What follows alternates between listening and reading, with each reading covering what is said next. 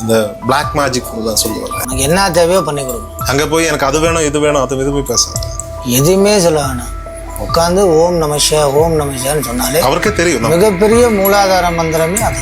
சிவன்கிட்ட போய் பிரார்த்திக்க வேணாம், ஏன்னா அவர் மரணத்துக்கு நாதன். நீங்கள் பிரார்த்தி என்ன காக்கணுமே சொன்னால் அவர் எடுத்துகிட்டே போயிடும். கண்டிப்பாக சித்தி வரும்போது ஜட தனியாக வந்துடும். இறைவனோட இப்போ நம்ம ஊரில் விழுகுது அப்படின்னு சொன்னால் மொத்தமாக விழுந்துடும். அதாவது இப்படி மொத்தமாக விழுந்துது. ஆனால் அகோரியலுக்கு மட்டும்தான் அந்த பைரவர் மயான காளியோட ஜடா விழுகுது அப்படின்னா இது மாதிரி தனியாக இந்த மாதிரி விழுகும். இவ்வளோ கணத்தில் தான் விழுகும். பஸ்பத்தை எடுத்து நெத்தியில் போட்டுட்டு ஓம் நமசிவாய ஓம் நமசிவாய சாடு உட்காந்து 1 மணி நேரம் வேணாலும் இதை மட்டும் சொல்லிட்டு அவர்கிட்ட எதுவுமே கேட்க வேணும். நமக்கு என்ன தேவையோ அவராகவே கொடுத்துருவார். நான் உங்கள் காலத்தொட்டு கும்பிட்டு உங்களை சுற்றி வரேன் அப்படின்னா நீங்கள் தெய்வமாயிடுறீங்க. அப்போ உங்களுக்கு மோட்சம் தானே. இதுதான் கணக்கு. இதுக்காக தான் வந்து அகோரியில் வந்து டெட் பாடி பூஜை பண்ண சொல்லுவோம். ஒரு ஆள் கும்பிட்டா அது கோயில் கிடையாது, 10 பேர் சேர்ந்து கும்பிட்டா கோவில். அந்த இடத்துல தான் மோட்சம். அப்போ தான் அந்த ஆத்மா சந்தோஷப்படுறது. என்னோட கேள்வி அல்ல, என் பிரேஷனோட கேள்வி. என்ன கூப்பிட்டு சொன்னேன், இனி யாராவது அகோரி பார்க்க முடியும்னா இந்த கேள்வி கொஞ்சம் கேளுங்க. இது வந்து இயல்பாகவே விழுந்துடும். ஜடா வந்து இயல்பாகவே நம்ம வந்து முடி நிறையா வச்சும் ஜட ஒழுகாதவங்களும் இருக்காங்க.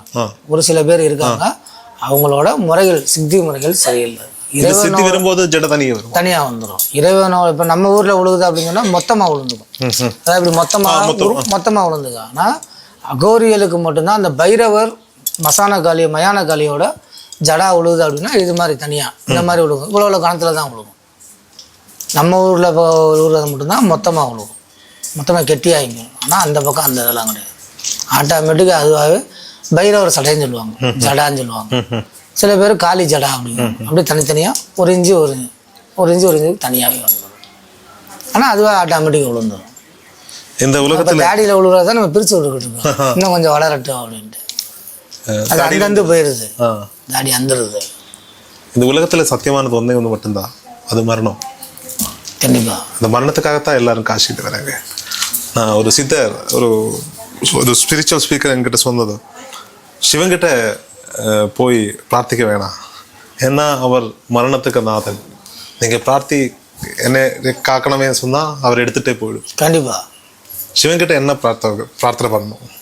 அவர்கிட்ட இருக்கிறதுலே பெரிய மந்திரம் என்னன்னா ஓம் நமசிவாயங்கிற மந்திரம் தான் பெரிய மந்திரம். அங்கே போய் எனக்கு அது வேணும் இது வேணும் அது எதுவுமே பேசாது, எதுவுமே சொல்ல வேணாம்.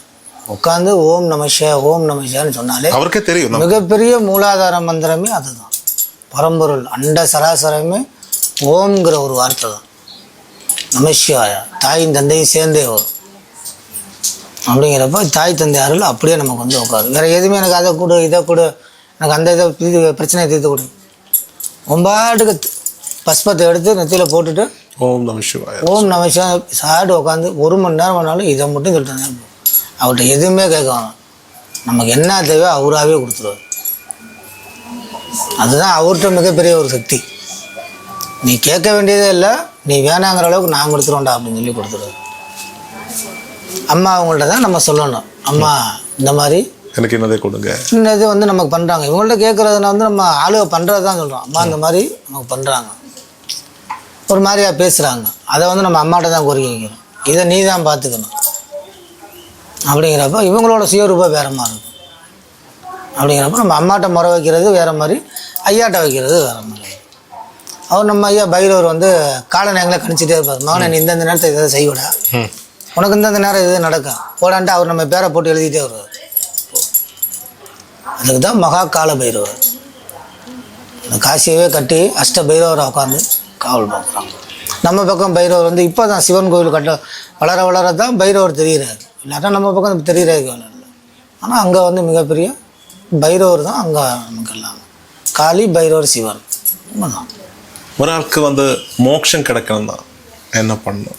எனக்கு நான் நார்மல் மேன் கடவுளை பார்க்குறாங்க, பிரார்த்திக்கிறாங்க, வேலையை பார்த்து போயிட்டே இருக்கேன். ஃபேமிலி அவர் இருக்கிறப்ப மோட்சம் கிடைக்கணுமா? அவர் இருக்கும்போது எப்படி கிடைக்கும், போகும்போது எப்படி கிடைக்கும்? இருக்கிறப்ப வந்து அவர் செய்த பாவ கணக்கு மட்டும்தான் ஓடும். அவர் போனதுக்கப்புறம் மோட்சம் கிடைக்கணும்னாக்க நம்ம மாதிரி ஆளு அந்த இடத்துல உட்காந்து அவங்களுக்கு பிண்டத்துக்கு வந்து பிரார்த்தனை பண்ணுறாங்க. அதுதான் மரணானந்தரம் வந்து கர்மம் பண்ணணும். நம்ம வந்து பிண்டம் கொடுத்து நம்ம வந்து அவங்கள்ட்ட உட்காந்து போகிற பேச்சு நீ நிம்மதியாக போகணும்னு சொல்லி நம்ம நீர் ஊற்றணும். அதாவது மக்கள் வந்து நம்மளை வந்து எப்படி பார்க்குறாங்களோ அதே மாதிரி நம்ம அவங்களுக்கு உட்காந்து ஒரு குழந்தையாவோ ஒரு குருமாராவோ ஒரு பிள்ளையாவோ நம்ம லாஸ்ட்டாக அவங்களுக்கு வந்து நீர் கொடுக்கணும். அதாவது இறந்ததுக்கு பின்னாடியும் அவங்களுக்கு வந்து ஒரு சந்தோஷம் கொடுக்கணும்னா அது நம்ம பண்ணுற பூஜைனால மட்டும்தான் முடியும். அங்கே வந்து பண்ணணும். பூஜை பண்ணுறனால மட்டும்தான் அவங்களோட மோட்சம் வந்து அங்கே கிடைக்கும். இப்போ வந்து கங்கையில கொண்டு போய் இந்த சிதாபசம் போட்டிருக்கு, அங்கே வந்து பிரார்த்திக்கிறது. ஆமாம், அது வந்து பெத்த பிள்ளைய வந்து செய்கிறதோட இப்போ நம்மளை மாதிரி ஆளுங்க செய்கிற வந்து இப்போ பெத்த பிள்ளைய செய்யணும். நீங்கள் வந்து பெற்றிருக்கீங்க, உங்களுக்கு வந்து அப்பாங்கிற சந்தோஷம் அவங்க செஞ்சு தான் ஆகணும். அதே இது உங்களுக்கு நான் வந்து பண்ணுறேன் அப்படின்னா அப்போ நீங்கள் புண்ணியம் பண்ணுவாங்க தானே. எங்கேயோ இருக்கும், ரெண்டு பேரும் சம்மந்தமே இல்லை. நான் உங்கள் காலத்தொட்டு கும்பிட்டு உங்களை சுற்றி வரேன் அப்படின்னா நீங்கள் தெய்வமாயிடுறீங்க, அப்போ உங்களுக்கு மோட்சம் தானே. இதுதான் கணக்கு. இதுக்காக தான் வந்து அகோரியில் வந்து டெட் பாடி பூஜை பண்ண சொல்கிறாங்க. சரி சரி சரி. சம்மந்தமே இல்லை, ரத்த சம்மந்தம் கிடையாது, எதுவுமே கிடையாது, பார்த்ததில்ல, எதுவுமே வச்சது கிடையாது. நான் வந்து உங்கள் காலை தொட்டு உங்களுக்கு மாலை போட்டு மரியாதை பண்ணி எல்லாம் பண்ணி இறந்ததுக்கப்புறம் மாலை போட்டு மரியாதை பண்ணி உங்களுக்கு செய்ய வேண்டிய சடங்குகளை பூரா செஞ்சு உங்கள் பேரில் நான் தீபம் ஏற்றி வச்சு உங்களை வச்சு 10 பேர்த்துக்கு நீங்கள் வந்து அவங்க உடம்புல உட்காந்து நல்லது செய்கிறப்ப அப்போ நீங்கள் அவங்களுக்கு தெய்வமாயிடுறீங்க. அப்போ உங்களை வந்து இது பண்ணுறப்போ காலை தொட்டு தான் வந்து பண்ணுறாங்க. நம்ம சிஷியமாரை பூராமே காலை தொட்டு உங்களுக்கு செய்ய வேண்டிய மரியாதை செய்கிறப்ப அப்போ 10 பேரும் சேர்ந்து கும்பிட்டா, ஒரு ஆள் கும்பிட்டா அது கோயில் கிடையாது, 10 பேர் சேர்ந்து கும்பிட்டா கோவில். அப்போ உன்னை சாமி மாதிரி ஆக்கிறாங்கல்ல இறந்தவங்க, அந்த இடத்துல தான் மோட்சம். அப்போ தான் அந்த ஆத்மா சந்தோஷப்படுறது. யாருன்னே தெரியல, நமக்கு வந்து இவ்வளோ பண்ணுறாங்க அப்படின்ட்டு அந்த அதாவது எவ்வளோ ஒரு உக்கிரமாக அவங்க இறந்தாலும், எவ்வளோ ஒரு பிரேதாத்மாவாக இருந்தாலும் நம்ம போய் அதை வழிபடுறப்போ வந்து நார்மல் ஆத்மாவை நல்லபடியாக இருக்கும். அதுக்காக தான் நம்ம வந்து பூஜை பண்ண சொல்கிறாங்க. இது இந்த மாதிரி வேற யாராவது வந்து ஒரு சத்து சம்ஹார பூஜை அந்த மாதிரி ஏதாவது பண்ணுவோம்? புரியல. வேற யாருக்காவது வேணும் இந்த மாதிரி பூஜை இல்லாம இந்த பிளாக் மேஜிக் தான் சொல்லுவாங்க. நம்ம அந்த மாதிரிலாம் இது பண்ணணும். நம்பி வரையா என்ன வேணாலும் பண்ணிவிடணும். நம்ம மேஜிக்காக பண்ணக்கூடாது. இது வந்து இறைவன் வந்து நமக்கு இந்த பிறப்பை கொடுத்துருக்குது, 10 பேருக்கு பிரயோஜனமாக இருக்கணும். எனக்கு வந்து ஒரு சத்ரு இருக்குன்னு நினச்சிக்கோ, அவர் எனக்கு ரொம்ப தொந்தரவு பண்ணிட்டே இருக்கேன், நான் உங்களை வந்து பார்த்து ஐயா காப்பாற்றணும், இந்த மாதிரி பிரச்சனை அந்த மாதிரி இது பண்ணலாம். 2 பக்கம் நேர்மையாக இருக்கும். உங்கள் பக்கம் தப்பு இல்லையா, அந்த இடத்துக்கு வா, உனக்கு என்ன தேவையோ பண்ணி கொடுக்கணும். இது மேஜிக்காக கிடையாது, இது வந்து நம்மளோட அகோரத்துலேருந்து நம்ம பண்ணுறோம். அது நம்ம பழகி நம்ம உடம்புக்குள்ளே இருக்க பவர் வந்து சித்தியாகி அதுலேருந்து உங்களுக்கு பெருவாதி வந்து நம்ம பண்ணி கொடுக்குறோம். ஒரு ஆளுக்கு ஒன்று பண்ணுறோம் அப்படின்னா பண்ணலாம், எது வேணாலும் பண்ணலாம், எந்த இது வேணும். இந்த இடத்துல வந்து நிறையா நல்ல விஷயங்களும் பண்ணியிருக்கோம், கெட்ட விஷயங்களும் பண்ணியிருக்கோம். நல்லதுக்கு வரும், ஆனால் யாரையுமே இங்கே வந்து அம்மா வந்து உத்தரவு கொடுத்த விட்டீங்க, அது நல்லதுக்கு வந்தாலும் கெட்டதுக்கு வந்தாலும் செஞ்சு கையில் கொடுக்குறோம், போயிட்டாங்க. ஆனால் எனக்கு கெடுதலாக தெரியும், அந்த விஷயம் உங்களுக்கு நல்லதாக தெரியும். ஏன்னா ஒரு மனுஷன் மாந்திரியத்திலேயோ தாந்திரியத்திலேயோ அகோரத்திலேயோ நான் நல்லது மட்டும்தான் செய்வேன்னு யாருமே சொல்ல முடியாது. எப்படி சொல்ல முடியும்? எனக்கு நல்லதாக இருந்தாலும் வேற ஆளுக்கு கெட்டதாக தான் இருக்கும்.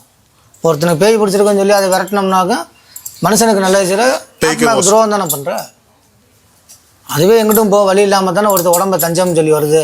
அப்போ அதை நீ பிரித்து அனுப்பிச்சி விடல, அப்போ அதுவும் கெடுதல் தானே. ஒரு மனுஷனுக்கு நல்லதா போறது, இன்னொரு மனுஷனுக்கு கெட்டதா போறது. அது வந்து குருக்ஷேத்திர தர்ம யுத்தம்னு சொல்றேன். எதுவா இருந்தாலும் நல்லது பண்ணாலும் கெட்டது பண்ணாலும் அம்மா ஓம் மின்னுக்க பண்றேன், ஓம் பாதத்துல உட்காந்து ஓம் பார்வையில பண்றேன், நீ இந்த காரியத்தை நடத்திக்கிடு, உன் புள்ள உட்காந்து பண்றான், அவ்வளவுதான். யாருக்கு நல்லது யாருக்கு கெட்டதுன்னு நம்ம நல்லது மட்டுமே செய்வோன்னு இதில் சொல்ல முடியாது. ஆன்மீகத்திலேயோ மாந்திரிகத்திலேயோ எந்த ஒரு விஷயத்துலையும் நல்லது மட்டுமே நம்ம செய்ய முடியாது. ஆளுக்கு நல்லது பெற்றவங்க சொல்லுவாங்க, என் பிள்ளை ஒருத்தன் லவ் பண்ணுது பிரித்து கொடு அப்படிங்குவாங்க. நம்ம அவங்களுக்கு அதை ஏற்றுட்டு செய்கிறப்ப வந்து மகளுக்கு வந்து நம்ம கெடுதல் பண்ணுறோம். இதுதான். அதனால் நல்லது மட்டுமே நம்ம பண்ண முடியாது. நல்லது வரும் கெட்டது வரும், எல்லாமே நம்ம பண்ணி தான் ஆகணும். தெய்வமே ஏற்றுக்கிறாங்கல்ல, நல்லவனும் வந்து கும்பிட்டு போகிறான், கெட்டவனும் வந்து கும்பிட்டுட்டு போகிறான். 2 பேருக்கும் உதவி பண்ணுறாங்க. 2 பேருமே. அப்போ நீ கும்பிட்டாலும் வாங்கிக்க, நீ கும்பிட்டாலும் வாங்கிக்க, அதே தான். நம்மளும் வந்து மக்கள் நம்மளை அப்படி தான் பார்க்குறாங்க. நம்ம நகரத்துக்குள்ளே காசிநாத போயிட்டோம்னா பாபாஜி வர்றாரு, அகோரி பாபா வர்றாரு. அப்போ நம்மளை தெய்வம் பார்க்க 10 பேர் கையெடுத்து கும்பிட்றப்ப நீ நல்லவனோ கெட்டவனோ நீயும் பசுபத்தா பூசு, அதில் இருந்தாச்சும் உனக்கு நன்மை பிறக்கட்டும் அப்படின்ட்டு கொடுத்து. ஓகே, நமஸ்காரம்.